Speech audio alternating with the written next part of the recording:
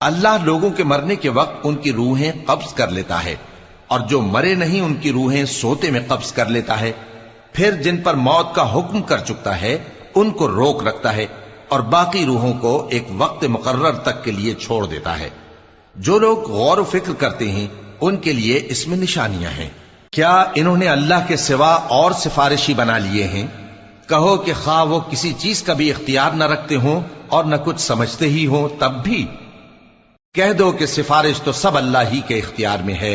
اسی کے لیے آسمانوں اور زمین کی بادشاہت ہے، پھر تم اسی کی طرف لوٹ کر جاؤ گے۔ اور جب ایک اکیلے اللہ کا ذکر کیا جاتا ہے تو جو لوگ آخرت پر ایمان نہیں رکھتے ان کے دل گھٹ جاتے ہیں، اور جب اللہ کے سوا اوروں کا ذکر کیا جاتا ہے تو فوراً خوش ہو جاتے ہیں۔ کہو کہ اے اللہ، اے آسمانوں اور زمین کے پیدا کرنے والے، پوشیدہ اور ظاہر کے جاننے والے، تو ہی اپنے بندوں میں ان باتوں